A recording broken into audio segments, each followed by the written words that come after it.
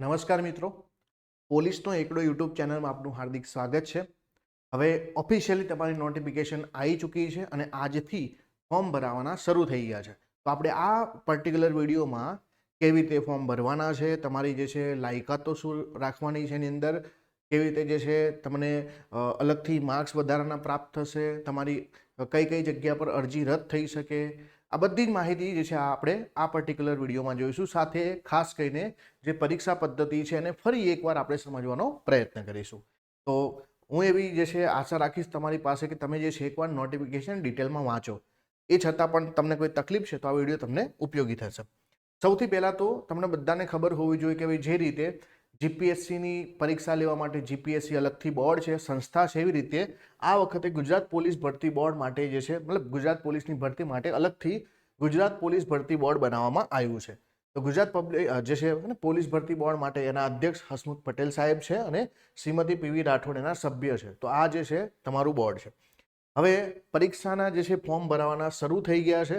હવે એના માટે જે છે અહીંયા 4 એપ્રિલ એટલે કે આજથી 4 એપ્રિલ જે છે 3 વાગ્યાથી ફોર્મ ભરવાના શરૂ થઈ ગયા છે અને જે છે 30 એપ્રિલ સુધી ચાલશે। 30 એપ્રિલ રાતના 12 વાગ્યા સુધી જે છે 12 વાગ્યા સુધી ચાલશે ફોર્મ ભરવાના। હવે ધ્યાન આપજો ખાસ કે અહીંયા તમારે જે છે ઓનલાઈન જ ફોર્મ ભરવાના છે। ઓજસની જે છે વેબસાઇટ ઉપર જઈને જ ફોર્મ ભરવાના છે। બીજી કોઈ રીતે તમારા ફોર્મ માન્ય ગણવામાં નહીં આવે, ના ટપાલથી ના રૂબરૂથી કોઈ પણ રીતે અરજી તમારી માન્ય રાખવામાં આવશે નહીં। તમારે આ વેબસાઇટ પર જવાનું છે અને પોલીસ ભરતીની જાહેરાત પેજ પર જે છે તમારે વધુ માહિતી લેવાની છે। બીજું કે તમારે ઓનલાઈન જ અરજી કરવાની છે। તમે જે માહિતી તમે માંગી છે ત્યાં તમારે માહિતી આપવાની છે। જો માહિતી અધૂરી હશે, ઓનલાઈન અરજી નહીં કરી હોય અથવા જે ફોર્મેટમાં માંગ્યું છે નહીં હોય અથવા તો તમે જે છે સમય મર્યાદામાં જો સામાન્ય ઉમેદવાર હશો ને ફી ભરવાની થતી હશે, જો ફી નહીં ભરી હોય તો તમારી અરજી અમાન્ય રહેશે। તો એ તમારી જવાબદારી રહેશે કે ભાઈ બધું જોઈ લેવું।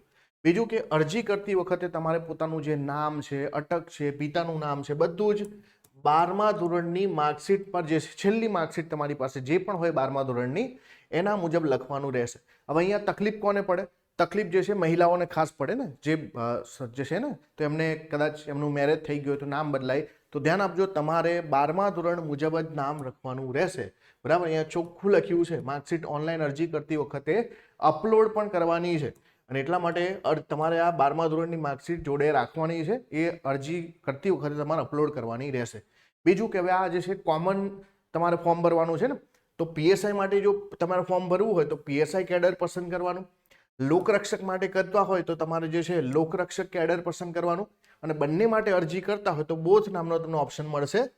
બરાબર, એમાં પીએસઆઈ પણ આવી જશે ને એલઆરડી પણ આવી જશે। તો આ રીતે તમારે એક જ ફોર્મની અંદર 3 તમને ઓપ્શન મળશે। સાથે સૈનિકો માટે જે છે જે અનામત જે છે નિયમો મુજબ આપવામાં આવશે। બીજું કે અરજી કરતી વખત તમારે તમારો પાસપોર્ટ સાઇઝનો કલર ફોટોગ્રાફ અને સહી જે છે તૈયાર રાખવાની અને 15-15 કેબીની સાઇઝમાં તમારે જેપીજી ફોર્મેટમાં અપલોડ કરવાની રહેશે।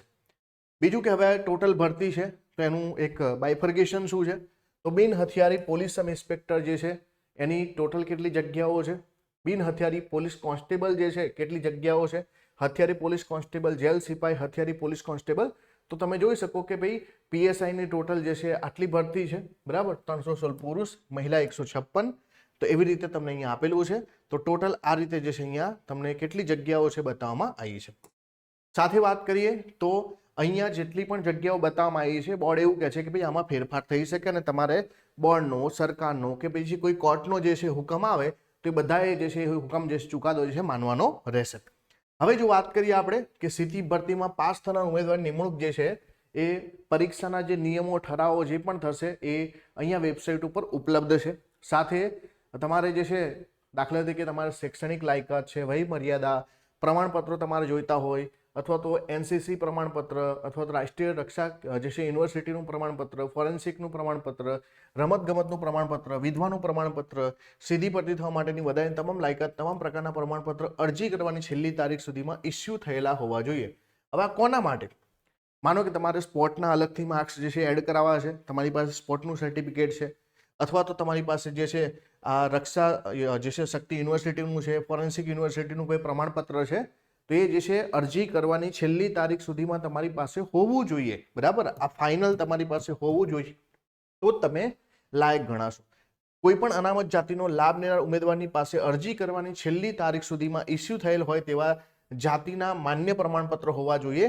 આવું પ્રમાણપત્ર તમારી પાસે ના હોય તો અનામતના લાભ તમને નહીં મળે. માનો કે તમારી પાસે જે છે જે પણ SC કેટેગરીનું, ST કેટેગરીનું કે પછી તમારે OBCમાં આવતા હોય તો નોન ક્રિમિલેયર અથવા EWSનું જે પણ પ્રમાણપત્ર તમારે જોઈતું હોય એ અરજી કરવાની છેલ્લી તારીખ સુધી પહેલાં તમારી પાસે ઇસ્યુ થયેલું હોવું જોઈએ, તો તમને કેટેગરીનો લાભ મળશે. ચાલો હવે જો વાત કરીએ કે ભાઈ આમાં વય મર્યાદા અને શૈક્ષણિક લાયકાતની વાત કરીએ. બધા જાણો છો કે ભાઈ PSI માટે જે પણ શૈક્ષણિક લાયકાત છે, બરાબર, અને વય મર્યાદા છે એની વાત કરીએ તો લઘુત્તમ 21 વર્ષ, મહત્તમ 35 વર્ષ. હવે એક જે છે ને 21 વર્ષ ને 35 વર્ષ યાદ રાખવા કરતા જો તમારી બર્થ ડેટ 30/4/1989 થી 30/4/2003 વચ્ચે આવતી હોય તો તમે જે છે આ ફોર્મ ભરી શકો PSI નું. ક્લિયર? 30/4/1989 થી 30/4/2003 વચ્ચે જો આવતું હોય તો તમે ફોર્મ ભરી શકો છો. હવે અહીંયા જે છે શૈક્ષણિક લાયકાતની વાત કરીએ તો તમે કોઈ પણ જે છે સંસ્થાપિત યુનિવર્સિટીમાંથી અથવા માન્ય થયેલી અન્ય કોઈ પણ શૈક્ષણિક સંસ્થામાંથી યુનિવર્સિટી ગ્રાન્ટ કમિશન અધિનિયમની કલમ હેઠળની કોઈ ડીમ યુનિવર્સિટી તરીકે જાહેર થયેલી કોઈ પણ શૈક્ષણિક સંસ્થામાંથી ટૂંકમાં અહીંયા સ્નાતકની પદવી ધરાવતા હોવા જોઈએ. સ્નાતક એટલે ગ્રેજ્યુએટ. તમે શું હોવા જોઈએ ભાઈ? ગ્રેજ્યુએટ હોવા જોઈએ. તો ગ્રેજ્યુએટ કર્યા તમે હશો તો PSI નું ફોર્મ ભરી શકશો. હવે જો બીજી બધી વાત કરીએ, LRD ની વાત કરીએ તો અહીંયા તમારી ઉંમર 18 વર્ષ અને મહત્તમ 33 વર્ષ છે. આ જે છે સામાન્ય ઉમેદવારો માટે છે. તો 30/4/1991 થી 30/4/2006 સુધીમાં જન્મ્યા હોય તો તમે આ ફોર્મ ભરી શકશો. અને અહીંયા તમારે 12 પાસ માટે જે છે લાયક ગણાશો. તમારી શૈક્ષણિક લાયકાત કેટલી જોઈશે? 12 પાસ અથવા તો જે છે બરાબર 12 પાસ સમકક્ષ તમે કોઈ પરીક્ષા પાસ કરેલી હોવી જોઈએ. માનો ઘણા લોકો ડિપ્લોમા કરે તો એ જે છે 12માના સમકક્ષ ગણાય ને, એટલા માટે સમકક્ષ પણ ગણવામાં આવશે. તો આ થઈ ગયું શૈક્ષણિક લાયકાત અને વય મર્યાદા. હવે તમને બધાને ખબર છે કે વય મર્યાદામાં છૂટછાટો મળે અને છૂટછાટો તમે જે છે દરેક ભરતીમાં લેતા હશો. તમને ખબર હશે કે ભાઈ SC, ST અને જે SC BC છે, EWS છે, તેમની જે છે 5 વર્ષની છૂટ મળે. સાથે જે છે મહિલા ઉમેદવારને ઉપલી વય મર્યાદામાં 5 વર્ષની છૂટ મળે. અનામત કક્ષાની જે છે મહિલાઓ હોય તેમને 5 એટલે કે 10 વર્ષની છૂટ મળે. એક્સ સર્વિસ મેન હોય તો એને પણ જે છે અલગથી જે છે 3 વર્ષ કરતાં વધવી જોઈએ નહીં, એ રીતે જે છે બરાબર એમની છૂટ મળે છે. સાથે વાત કરીએ તો જે છે અલગ રીતે રમતવીરોને ઉપલી વય મર્યાદામાં 5 વર્ષની છૂટ છે. રાજ્યના પોલીસ દળમાં કોન્સ્ટેબલ, હેડ કોન્સ્ટેબલ, ASI તરીકે જે સેવા આપતા હોય બરાબર તેમાં PSIમાં જાય તેમને 3 વર્ષની છૂટછાટ મળે. ઉપરોક્ત તમામ છૂટછાટ બાદ ઉમેદવારની ઉંમર 45 વર્ષથી જે છે વધવી ના જોઈએ. ટૂંકમાં બધું તમે કરો, બધી છૂટછાટો લો, પણ 45 વર્ષથી વધારે તો ના હોવું જોઈએ. હવે આગળ વાત કરીએ આપણે કમ્પ્યુટરનું જ્ઞાન. કમ્પ્યુટરના જ્ઞાન વિશે શું છે કે ભાઈ તમને બધાને ખબર છે કમ્પ્યુટરનું બેઝિક નોલેજ બધી જગ્યાએ જોઈએ છે. હવે આના માટે તમારે શું કોઈ પણ તમારી તાલીમ સંસ્થા હોય તો એનું પ્રમાણપત્ર, માર્કશીટ હોવી જોઈએ. અથવા તો તમે શું હોય કે ભાઈ તમે 12મા ધોરણમાં, 10મા ધોરણમાં કમ્પ્યુટર વિષય રાખ્યો હોય, અથવા તમે કમ્પ્યુટરનું જે છે કોઈ પ્રમાણપત્ર હોય તમારી પાસે, અથવા તમે ડિગ્રી કરી હોય, ડિપ્લોમા કરી હોય જેમાં કમ્પ્યુટર એક સબ્જેક્ટ હોય. કોઈ BCA કરે ને તો એ પછી કોઈ એન્જિનિયરિંગ કરે તો એમાં કમ્પ્યુટર વિષય હોય, તો એ બધા પ્રમાણપત્રો અહીંયા ચાલશે. તો તમારે જે છે બરાબર પરીક્ષા પાસ કરીને આવું પ્રમાણપત્ર નિમણૂક મેળવતા પહેલા અચૂક રજૂ કરવાનું રહેશે, નહીં તો જે છે નિમણૂક માટે પાત્ર રહેશો નહીં. સાથે વાત કરીએ કે તમામ ઉમેદવારો ભરતી નિયમો મુજબ ગુજરાતી અથવા હિન્દી અથવા બંને ભાષાનું જરૂરી જ્ઞાન ધરાવતા હોવા જોઈએ. એટલે કે અહીંયા પણ કેવી રીતે તપાસવામાં આવશે? 10મા ધોરણમાં કે 12મા ધોરણમાં તમારી પાસે ગુજરાતી વિષય હશે, બરાબર. સાથે સામાજિક અને શૈક્ષણિક પછાત વર્ગના ઉમેદવારો તે જ્ઞાતિના મળવાપાત્ર લાભ લેવા માટે સરકારશ્રીના સામાજિક ન્યાય અને અધિકારી વિભાગ જે છે દ્વારા ઇસ્યુ થયેલું જે છે પ્રમાણપત્ર હોવું જોઈએ. તો એ પણ અહીંયા આપી દીધું તમને. સાથે વાત કરીએ કે EWS નું પ્રમાણપત્ર પણ જે છે તમે જો લાભ મેળવવા માંગતા હોય તો આ પ્રમાણે જોઈશે. તો બધી કેટેગરીની આપણે વાત કરી. હવે આપણે સીધા આવીએ શારીરિક ધોરણો ઉપર. હવે જે છે અને મુખ્ય પ્રહાર કરીએ. તો પહેલા તો પુરુષ ઉમેદવારો માટે શું છે કે મૂળ ગુજરાતના અનુસૂચિત જનજાતિના ઉમેદવારો માટે એટલે કે ST ઉમેદવારો માટે ઊંચાઈ જે છે 162 સેન્ટીમીટર અને છાતી જે છે ફૂલાયા વગર અને 79 સેન્ટીમીટર અને ફૂલાવેલી જે છે 84 સેન્ટીમીટર. એવું કહેવાય કે ભાઈ છાતી જે છે ઓછામાં ઓછી 5 સેન્ટીમીટર જે છે ફૂલવી અનિવાર્ય છે. તો આ જે છે આ પ્રમાણે. બીજું કે જનજાતિના ઉમેદવારો નથી તો એમના માટે 165 ઊંચાઈ આવશે સેન્ટીમીટરમાં, છાતી 79 અને ફૂલાયેલી 84 બંને, અને હાઇટમાં ખાલી અહીંયા જનજાતિના ઉમેદવારો માટે 162 છે. હવે મહિલાઓની વાત કરીએ તો મહિલાઓ માટે ઊંચાઈ ધ્યાનમાં લેવામાં આવશે. તો મૂળ ગુજરાતના એસટી ઉમેદવાર હશે તો 150, અને એમના સિવાયના જે ઉમેદવારો હશે મહિલા ઉમેદવારો એમના માટે 155 સેન્ટીમીટર છે. હવે જો વાત કરીએ આપણે કે ભાઈ ભરતી નિયમો વખતે જે છે અલગ અલગ તમને ડિસેબિલિટીની વાતો કરવામાં આવી છે. તો આ ડિસેબિલિટી હશે તો આ જે છે તમે અહીંયા ફોર્મ નહીં ભરી શકો, અથવા તો લાયક નહીં હોય તો આ વાંચી લેજો એકવાર.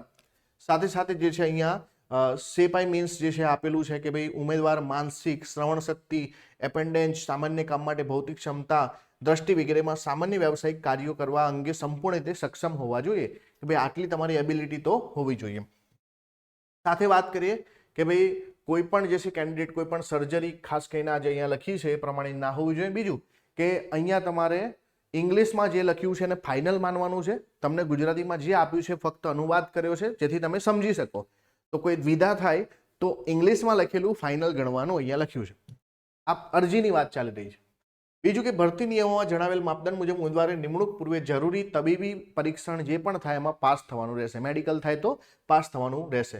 સાથે હુકમમાં અમલમાં હોય તેવા સરકારી નિયમો મુજબ હિન્દી, ગુજરાતી, અંગ્રેજી ભાષાની તાલીમ, અન્ય ખાતાકીય તાલીમ, પૂર્વ સેવા તાલીમ અને તાલીમાંત પરીક્ષા આપવાની અને પાસ કરવાની રહેશે. તો માનો કે સિલેક્શન થાય તો તમારું આગળ જે પણ ટ્રેનિંગ પીરિયડ જે પણ આવે એમાં એક્ઝામ આવે બધું આપવાનું રહેશે.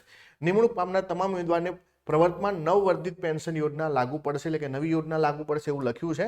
અને વિગતો કોઈ પણ ખોટી જણાશે તો ઉમેદવારી રદ કરવામાં આવશે. તો આ બધી માહિતી જે છે અહીંયા લખેલી છે. બીજું, ઓનલાઈન એપ્લિકેશન સ્વીકારવાની મુદત પૂર્ણ થયા બાદ આગામી ભરતી પ્રક્રિયા જેવી કે શારીરિક ક્ષમતા કસોટી, શારીરિક માપ કસોટી, લેખિત પરીક્ષા, દસ્તાવેજ ચકાસણી માહિતી, અન્ય જરૂરી માહિતી વખત જે છે આ વેબસાઇટ ઉપર મૂકવામાં આવશે, જેથી એ અંગે તમારે માહિતગાર રહેવાનું રહેશે. એટલે કે એવું નથી, બરાબર, તો એકવાર ભરતી આવી ગઈ તમે ફોર્મ ભરી દીધું કોઈ ભૂલી જવાનું. જે પણ ઇન્ફોર્મેશન આવે છે એ તમારે ધ્યાન રાખવાનું રહેશે. બીજું કે ભાઈ એક ઉમેદવારે એક જ અરજી કરવાની રહેશે. નો મલ્ટિપલ એપ્લિકેશન. એકથી વધુ અરજીના કિસ્સામાં સૌથી છેલ્લે કન્ફર્મ થયેલી અરજી જે છે માન્ય ગણવામાં આવશે, અને ભરેલી ફી તમને પાછી આપવામાં નહીં આવે. તમે માનો કે વધારે જે છે ફોર્મ ભર્યા હશે તો આ ખાસ તમારે ધ્યાન રાખવાનું છે. બીજી વાત કરીએ કે ભાઈ માજી સૈનિક માટે જે છે વખત જે સુધારા કરવામાં આવ્યા છે એ મુજબના લાભ તમને આપવામાં આવશે. શૈક્ષણિક લાયકાત, કમ્પ્યુટરની જાણકારી, ઉંમર, જાતિ, કેટેગરી, જે પણ તમારા બધા સર્ટિફિકેટો જે પણ છે, બરાબર, એમના આધારે ઓનલાઈન અરજીમાં ભરેલ વિગતો સમગ્ર ભરતી પ્રક્રિયા માટે આખરી ગણવામાં આવશે. એટલે કે તમે ખોટી માહિતી ના લખતા, બરાબર. ચોખ્ખું કહેવામાં આવે છે કે અહીંયા તમે જે પણ માહિતી લખશો એ ફાઇનલ છે, જે આખી ભરતી માટે જે છે માનવામાં આવશે. તો ઉમેદવારે અસલમાં પ્રમાણિત ઝેરોક્સ નકલો સહિત રજૂ કરવાની રહેશે જ્યારે તમને આજે છે માંગવામાં આવે ત્યારે. ઉમેદવારે જે છે કેટેગરી, જન્મ તારીખ, શૈક્ષણિક લાયકાત, અન્ય બીજી કોઈ વિગતો પાછળથી બદલવાની રજૂઆત ગ્રાહ્ય રાખવામાં આવશે નહીં. એટલે ધ્યાન આપવું, ઉતાવળ બિલકુલ ના કરતા ફોર્મ ભરતી વખતે. અને બધા ફોર્મમાં આવું જ હોય છે, બરાબર. એવું નથી કે હું અહીંયા જે છે એને આ વખતે વધારે જે છે સખત નિયમો છે, દરેક વખત આવું જ હોય છે. પણ આપણે ફોર્મ ભરતી વખતે ખૂબ ધ્યાન આપવું. ઘણા લોકોને શું થાય કે ભાઈ ને જે ખાસ કરીને બહારથી જે ફોર્મ ભરાવતા હોય એમને ઉતાવળ હોય, કલાકમાં 10 ફોર્મ ભરવાના હોય, તો કોઈ ખોટી માહિતી જે છે એન્ટર થઈ જાય તો આપણું ભવિષ્ય બગડે.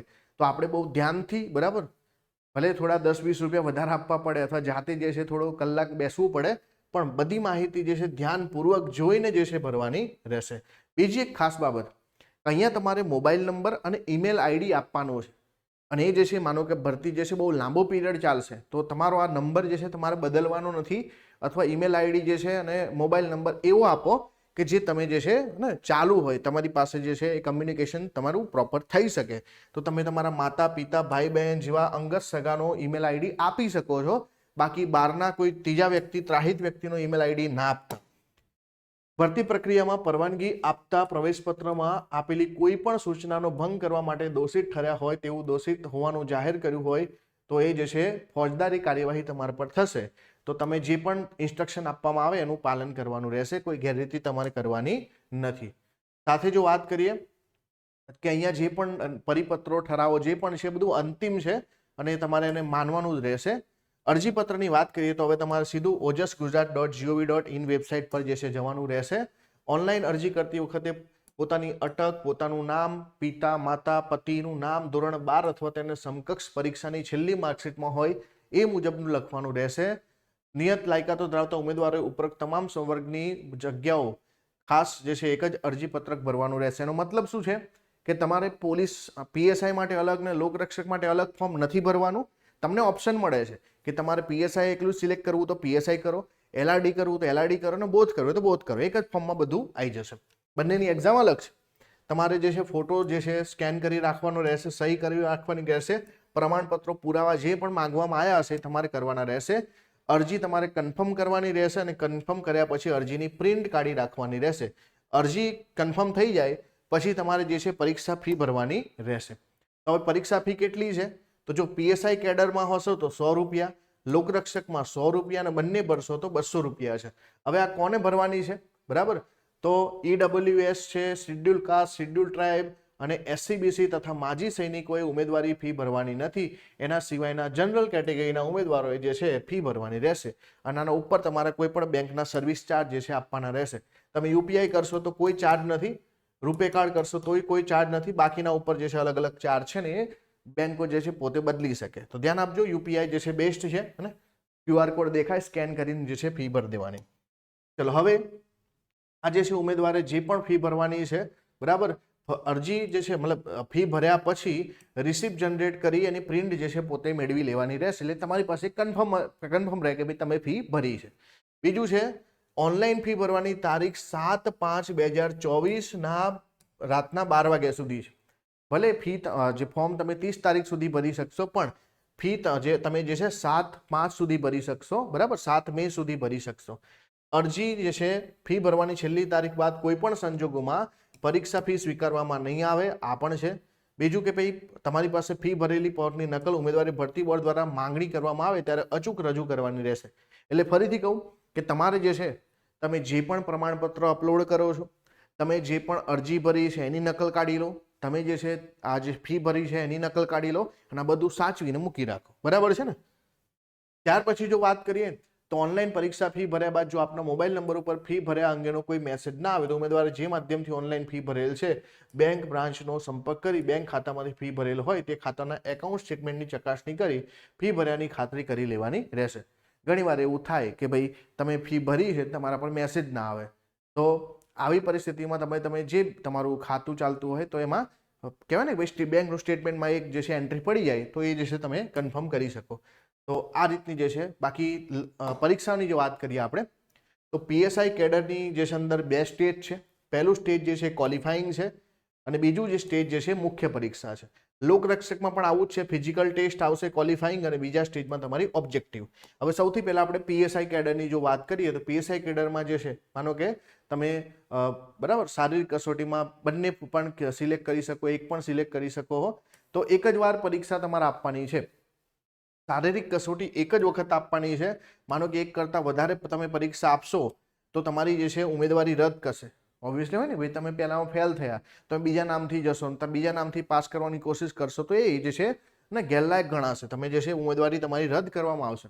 હવે જો ફિઝિકલ ટેસ્ટની વાત કરીએ તો શું છે, પુરુષ જે છે એમણે 5000 મીટર દોડવાનું છે, 25 મિનિટમાં દોડ પૂરી કરવાની. મહિલાઓએ 1600 મીટર દોડવાનું છે, 9 મિનિટ 30 સેકન્ડમાં દોડ પૂરી કરવાની છે. એક્સ સર્વિસમેને 2400 મીટર દોડવાનું છે અને 12 મિનિટ 30 સેકન્ડમાં દોડ પૂરી કરવાની છે. હવે આના કોઈ માર્ક્સ તમને આપવામાં આવશે નહીં, આ બધું તમે જાણો છો. હવે આપણે મુખ્ય પરીક્ષાની જો વાત કરીએ તો મુખ્ય પરીક્ષા જે છે, બરાબર, હવે બીજું કે ભાઈ આમાં ફિઝિકલ ટેસ્ટમાં તમારી જે આગળ આપણે જોયું કે છાતી અને ઊંચાઈ એ ધ્યાનમાં લેવામાં આવશે પુરુષો માટે, અને મહિલાઓ માટે ઊંચાઈ ધ્યાનમાં લેવામાં આવશે લોકરક્ષકના આ બધામાં. હવે જે છે ફિઝિકલ જે છે એફિશિયન્સી ટેસ્ટ થયો તો હવે તમારે જે છે શું આપવાનું રહેશે? મુખ્ય પરીક્ષા. મુખ્ય પરીક્ષામાં તમારા 2 પેપર છે હે. તો પહેલું પેપર MCQ છે જેમાં GS આવશે 200 માર્ક્સનું, જેમાં આપણે ટોટલ ચર્ચા કરીએ આપણે, અને બીજું પેપર ગુજરાતી ઇંગ્લિશનું ડિસ્ક્રિપ્ટિવ પેપર છે 100 માર્કનું, 300 માર્કની એક્ઝામ, અને બંને પેપર 3-3 કલાકના. હવે તમે બધા જાણો છો કે ભાઈ પહેલું પેપર છે પાર્ટ A અને પાર્ટ B માં આવશે. પાર્ટ A માં તમારે જે છે રીઝનિંગ અને જે છે અને ક્વોન્ટિટેટિવ એપ્ટિટ્યુડ એટલે ગણિત, રીઝનિંગ અને મેથ્સ એ 50-50 માર્કનું 100 માર્ક્સનું આવશે. આમાંય તમારે 40 લાવવાના રહેશે મિનિમમ. અને આ જે GS નો પાર્ટ છે એમાં પણ 40%, એટલે કે બંનેમાં તમારે 40% લાવવાના રહેશે. સાથે અહીંયા તમારે નેગેટિવ માર્કિંગ છે 0.25 તમને ઈ ઓપ્શન આપવામાં આવશે. જો તમે કોઈ ક્વેશ્ચન એટેમ્પ નથી કરવો તો ઈ સિલેક્ટ કરવાનો, એટલે કે અહીંયા OMR હશે તેમાં જે છે મીંડું તમારે ભણવાનું રહેશે. બાકી જે છે તમે છોડી દેશો તો નેગેટિવ થશે. ડબલ જે છે ફિલ કરશો, ડબલ રાઉન્ડ ફિલ કરશો તો પણ જે છે નેગેટિવ માર્કિંગ છે 25.25 નું. હવે આ પેપર પૂરું થયું એટલે કે અહીંયા તમારે મલ્ટિપલ ચોઇસ દરેકનો 1 માર્ક્સ હશે.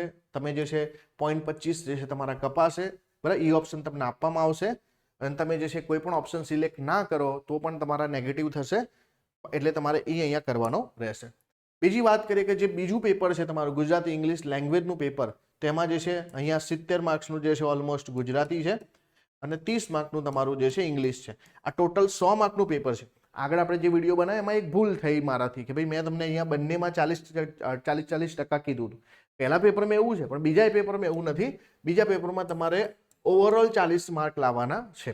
તો ધ્યાન આપજો ખાસ કે અહીંયા પહેલા પેપરમાં તમારે જે છે બંને પાર્ટમાં 40% લાવવાના છે તો જ તમારું બીજું પેપર ચેક થશે.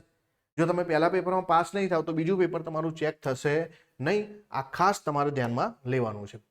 તો પેપર 1માં part A part B MCQ રહેશે અને તમારે ઈનો ઓપ્શન તમને મળશે. બધું ગુજરાતીમાં તમને અહીંયા સમજાયું છે. હવે પાર્ટ A અને પાર્ટ B જે છે એ પહેલા પેપરના એ તમે જો પાસ કરશો તો જ તમારું બીજું પેપર ચેક થશે. આ જે છે ધ્યાન રાખવાનું છે.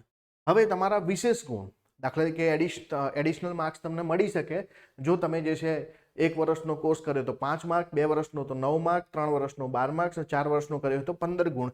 કેવી રીતે? અહીંયા તમે રક્ષા શક્તિમાંથી કર્યું હોય, ફોરેન્સિકમાં કર્યો હોય અથવા તો તમારી પાસે NCC નું સર્ટિફિકેટ હોય તો 2 ગુણ મળશે. બાકી તમને આજે યુનિવર્સિટીમાંથી કર્યું હશે તો જે વર્ષનો કોર્સ કર્યો હશે એ પ્રમાણે તમને માર્ક્સ એડિશનલ મળશે. સાથે તમે સ્પોર્ટમાં હશો તો તમને અહીંયા માર્ક્સ મળશે, તમારે પ્રમાણપત્ર રજૂ કરવાના રહેશે. એવી રીતે જે છે તમે અહીંયા વિધવા જે છે મહિલા ઉમેદવાર હોય તેને 5% ગુણ, તમે માનો કે પેપર 1 પેપર 2માં જે પણ માર્ક્સ મેળવ્યા હશે એ માર્ક્સના 5% માર્ક્સ તમને અહીંયા જે છે એડ કરવામાં આવશે. બીજું છે કે ભાઈ દસ્તાવેજ ચકાસણી વખતે તમારું મેરિટ કેવી રીતે બનશે, તો અહીંયા કયા કયા ડોક્યુમેન્ટ ધ્યાનમાં લેવાના રહેશે. તો અહીંયા મુખ્ય પરીક્ષાના પેપર 1 અને પેપર 2માં જે માર્ક્સ મળ્યા એ.